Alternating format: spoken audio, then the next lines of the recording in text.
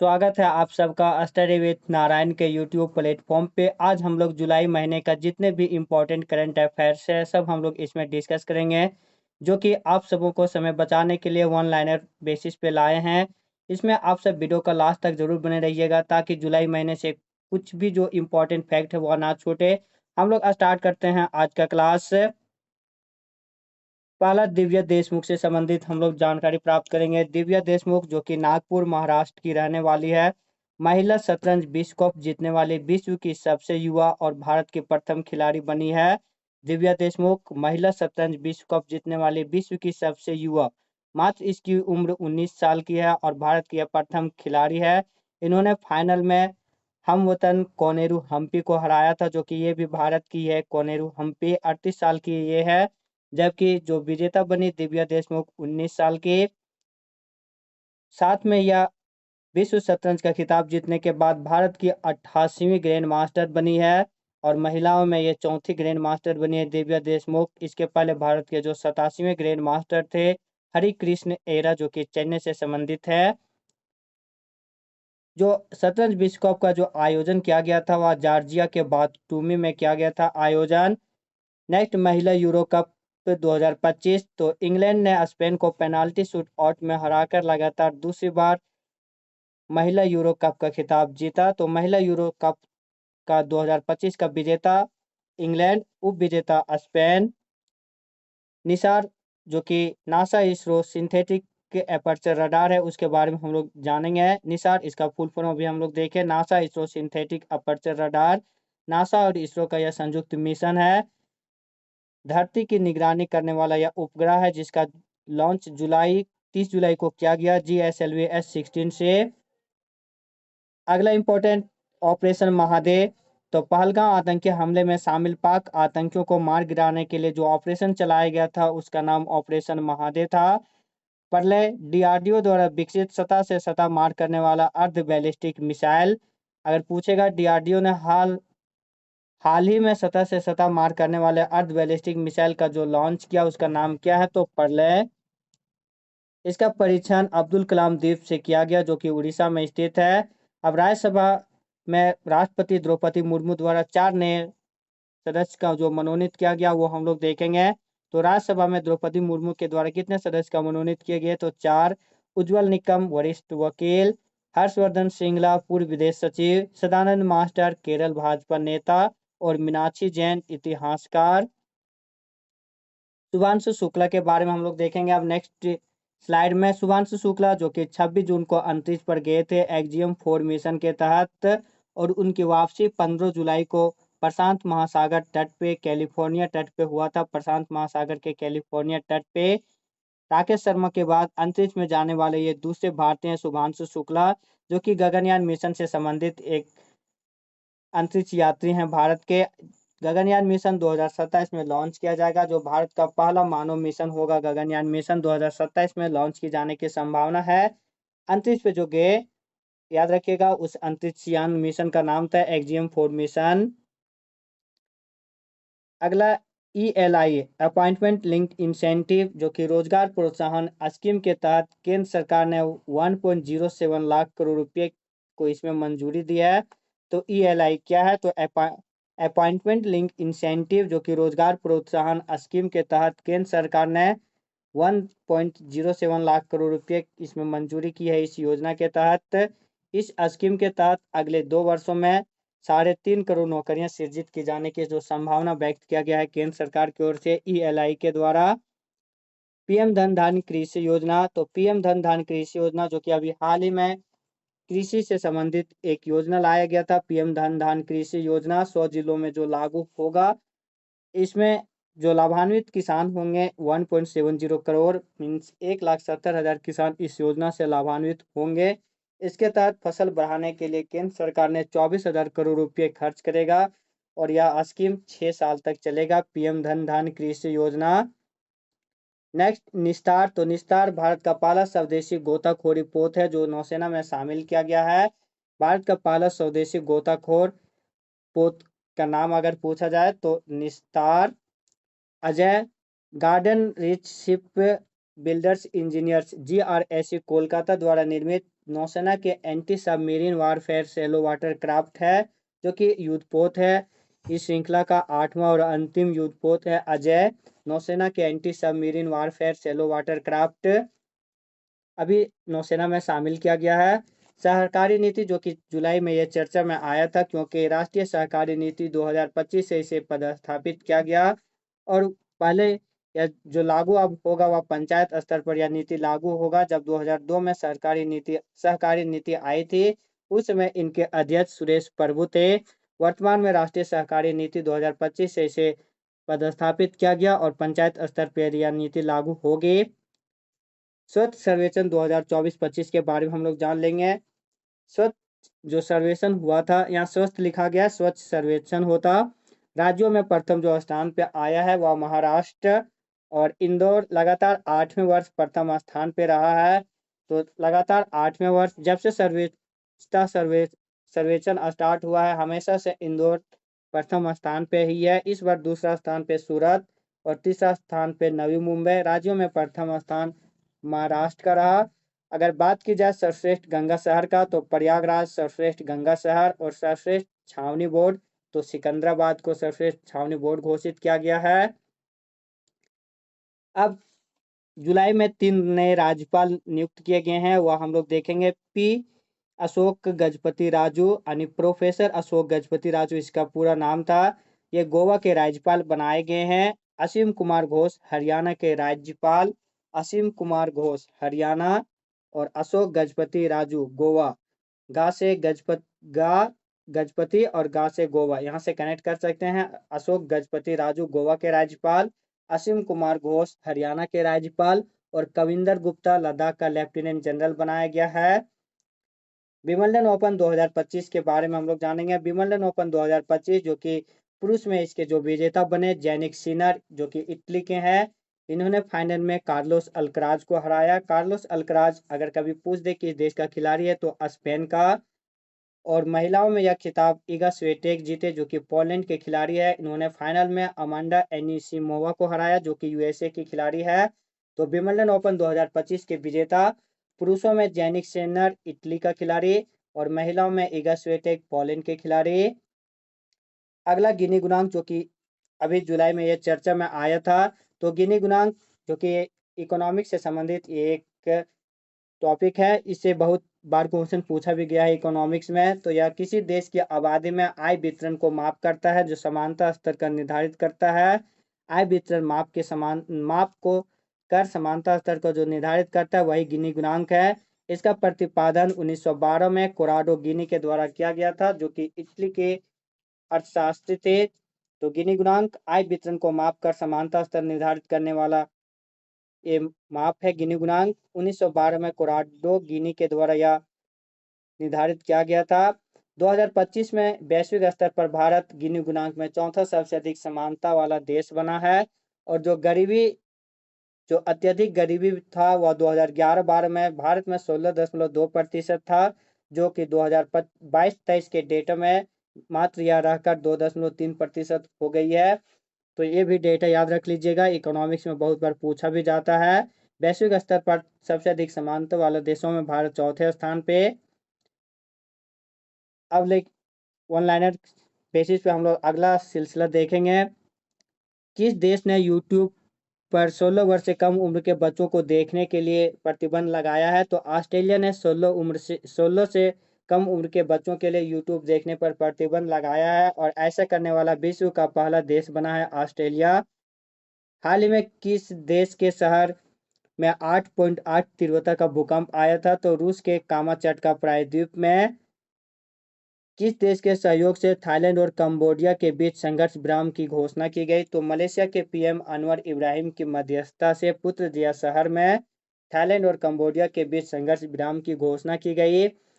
तालिबान सरकार को मान्यता देने वाला विश्व का पहला देश कौन बना? तो रूस। तालिबान सरकार को मान्यता देने वाला विश्व का पहला देश रूस है। तालिबान जो कि पहले आतंकवादी संगठन था, अब अभी जो वर्तमान में वो सरकार चला रही है अफगानिस्तान में, मान्यता देने वाला पहला देश रूस बना है। पीएम मोदी को जुलाई में 3 देशों का सर्वोच्च नागरिक सम्मान प्राप्त हुआ है। वह देश है त्रिनाड और टोबैगो, घाना व ब्राज़ील। ये तीनों देशों का सर्वोच्च नागरिक सम्मान 2025 जुलाई में जो मिला है मोदी को। त्रिनाद और टोबैगो में पीएम मोदी को किस पत्ते पर भोजन परोसा गया था? तो सोहरी के पत्ते पर। ये चर्चित है, चूंकि पीएम मोदी से संबंधित है इसलिए ज़्यादा चांस पूछे जाने की भी है। सोहरी के पत्ते पर त्रिनाद व टोबैगो में पीएम मोदी को भोजन परोसा गया था। ओसीआई का कार्ड वीजा किससे संबंधित है? तो OCI overseas citizenship of India card Bharat सरकार ने त्रिनाड और टोबैगो में रहने वाली छठी पीढ़ी के भारतवंशियों को देगी। तो overseas citizenship of India OCI card Bharat और त्रिनाड और टोबैगो में रहने वाले छठी भारत सरकार के तरफ से त्रिनाड और टोबैगो में रहने वाले छठी पीढ़ी के भारतवंशियों को देगी या ओसीआई कार्ड।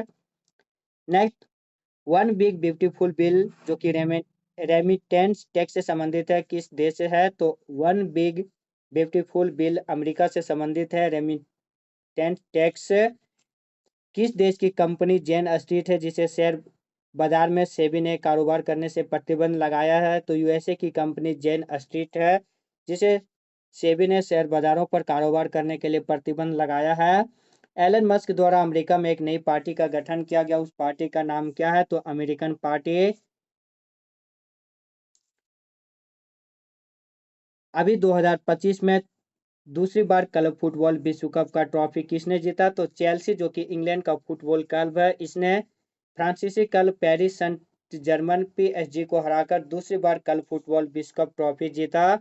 विश्व का सबसे बड़ा बांध किस नदी पर और किस देश के द्वारा बनाया जा रहा है? तो विश्व का सबसे बड़ा बांध ब्रह्मपुत्र नदी पर चीन द्वारा बनाया जा रहा है, जिसका नाम है यारलुंग जांगपो बांध, जो कि चीन द्वारा बनाया जा रहा है ब्रह्मपुत्र नदी पे। हाल ही में किस देश ने यूनेस्को से अलग होने की घोषणा किया है? तो अमेरिका ने यूनेस्को से अलग होने की घोषणा किया है। टेस्ला भारत में अपना पहला एक्सपीरियंस सेंटर कहाँ स्थापित करेगा? तो टेस्ला भारत में पहला एक्सपीरियंस सेंटर मुंबई के बांद्रा कुर्ला कॉम्प्लेक्स में स्थापित करेगा। टेस्ला जो कार निर्माता कंपनी है और भारत दुनिया में तीसरा सबसे बड़ा कार बाजार है। मेघनाथ देसाई जिनका निधन हाल ही में हुआ, किससे संबंधित है? तो एक प्रसिद्ध अर्थशास्त्री थे मेघनाथ देसाई। जगदीप धनखड़ कितने नंबर के उपराष्ट्रपति थे जिन्होंने स्वास्थ्य कारणों से अपना इस्तीफा दे दिया? तो 14वें उपराष्ट्रपति हैं जगदीप धनखड़। अमन सरकार के द्वारा किस नर्स को मौत की सजा सुनाई गई है? तो निमिषा प्रिया जो कि केरल से संबंधित नर्स है, अमन सरकार द्वारा इन्हें मौत की सजा सुनाई गई। एलआईसी के नए प्रबंधक किसे बनाया गया है? तो आर दोरास्वामी को। नौसेना की पहली महिला फाइटर पायलट कौन बनी? तो आस्था पुनिया। तिब्बती बौद्धों के आध्यात्मिक नेता या फिर 13वें धर्मगुरु जो अभी चर्चा में रहे उनका नाम क्या है? तो दलाई लामा। खो खो महासंघ के अध्यक्ष किसे चुना गया गया है? तो सुधांशु मित्तल। रेलवे यात्रियों की सभी आवश्यक सेवाओं के लिए वन स्टॉप समाधान हेतु किस ऐप को लॉन्च किया गया है? तो रेल वन ऐप। खेलों को बढ़ावा देने के लिए भारत सरकार ने कौन सी नई खेल नीति शुरू की है? तो खेलो भारत नीति 2025। अगला question, Nahargarh biological park Jaipur में रिकॉर्ड एक शेरनी ने 5 शावकों को जन्म दिया है, उस शेरनी का नाम क्या है? तो रानी। नाहरगढ़ बायोलॉजिकल पार्क जयपुर में स्थित है, इसमें रानी बाघिन ने 5 शावकों को जन्म दिया है। ड्रग तस्करी के खिलाफ एनसीबी के द्वारा कौन सा ऑपरेशन शुरू किया गया है? तो ऑपरेशन मैडमैक्स।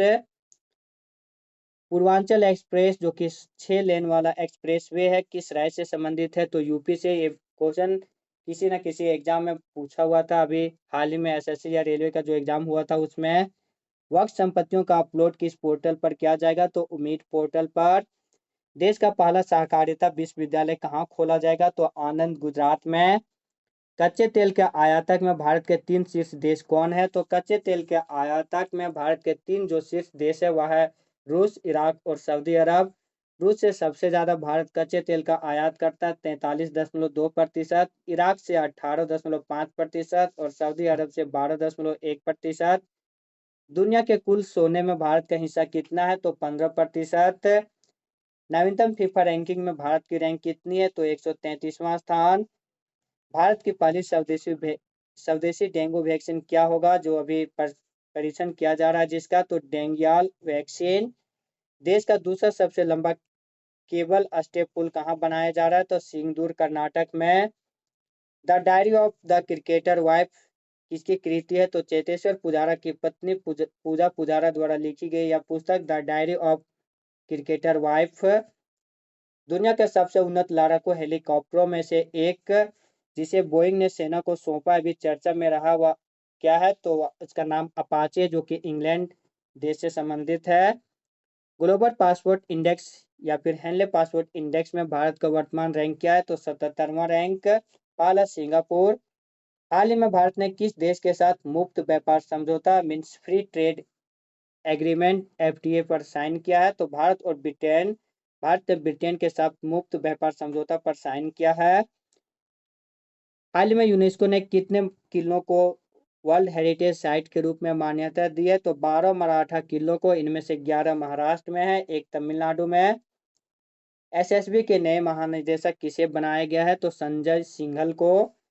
अंतर्राष्ट्रीय मुद्रा कोष की उप प्रमुख जो हाल ही में अपना इस्तीफा दे दिया, उसका नाम क्या है, तो गीता गोपीनाथ।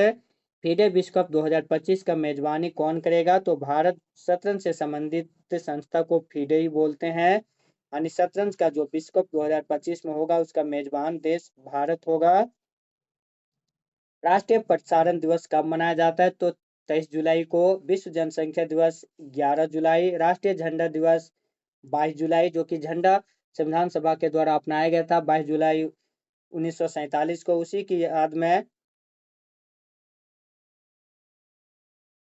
1 जुलाई को जीएसटी डे भी मनाया जाता है, ये भी याद रख लीजिएगा। इसरो के अध्यक्ष वी नारायणन ने किस वर्ष तक स्वतंत्र भारतीय अंतरिक्ष स्टेशन स्थापित करने की घोषणा किया है, तो वर्तमान में इसरो के अध्यक्ष कौन है, तो वी नारायणन। इसरो का हेडक्वार्टर बेंगलुरु में है। अगर DRDO defence research development organisation के हेडक्वार्टर पूछता तो नई दिल्ली। उसका जो अध्यक्ष है डीआरडीओ का समीर बी कामत। जो इसरो द्वारा भारत का अंतरिक्ष स्टेशन स्थापित करने किया जाएगा वह 2035 में है। जुलाई डब्ल्यूएचओ ने जुलाई में किस देश को ट्रेकोमा मुक्त घोषित किया है और मलेरिया मुक्त, तो डब्ल्यूएचओ ने 2025 जुलाई में सेनेगल को ट्रेकोमा मुक्त और मलेरिया मुक्त सूरीनाम को घोषित किया है। किस राज्य ने पशुधन और मुर्गी पालन को कृषि का दर्जा देने का ऐलान किया है, तो Maharashtra. QS best student cities ranking 2026 के अनुसार छात्रों के लिए दुनिया का सबसे किफायती शहर कौन बना, तो नई दिल्ली। हरेला उत्सव किस राज्य में मनाया जाता है, तो उत्तराखंड में। ऑपरेशन शिवा किससे संबंधित है, तो अमरनाथ यात्रा सुरक्षा के लिए भारतीय सेना द्वारा चलाया जा रहा ऑपरेशन होगा। यहाँ पे सेवा हो गया है, सेना होता। भारतीय सेना के द्वारा अमरनाथ यात्रा सुरक्षा के लिए भारतीय सेना द्वारा चलाया जा रहा उसी का नाम है ऑपरेशन शिवा। जिंजी किला, जो कि ये भी अभी रेलवे का जो एग्जाम हुआ था उसमें पूछा हुआ था, किस राज्य में स्थित है, तो तमिलनाडु में। यूनेस्को द्वारा इसे विश्व धरोहर स्थल के रूप में चुना गया है। जिंजी किला तमिलनाडु में स्थित है। कौन सा राज्य ने सरकारी नौकरियों में महिलाओं के लिए 35% सीटें आरक्षित करने की घोषणा की है, तो बिहार।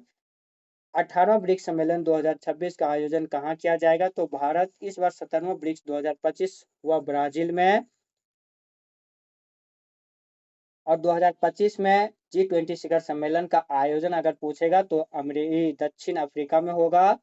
भारत की सबसे लंबी रेलवे सुरंग का निर्माण कहाँ किया जा रहा है, अभी जो था ये जम्मू कश्मीर का सुरंग था वो उसका अब वहां से भी उससे भी लंबी सुरंग उत्तराखंड राज्य में बनाया जा रहा है। भारत की सबसे लंबी रेलवे सुरंग जिसका नाम होगा नासू सुरंग 14.57 किलोमीटर इसकी लंबाई है। हारून ग्लोबल यूनिकॉर्न इंडेक्स 2025 में भारत किसने स्थान पे है, तो भारत तीसरे स्थान पर है हारून ग्लोबल यूनिकॉर्न इंडेक्स 2025 में।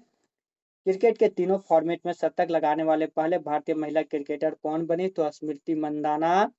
लगातार 170 घंटे नृत्य कर विश्व रिकॉर्ड किसने बनाया, तो रेमोना परेरा, जो कि भारतनाट्यम से संबंधित नृत्यांगना है रेमोना परेरा। इन्होंने लगातार 170 घंटे डांस कर एक रिकॉर्ड बनाया। भारत का पहला हिंदी मध्यम लिखा गया हिंदी माध्यम का एमबीबीएस कॉलेज कहाँ बनाया जाएगा, तो जबलपुर राजस्थान में भारत का पहला हिंदी माध्यम एमबीबीएस कॉलेज बनाया जाएगा।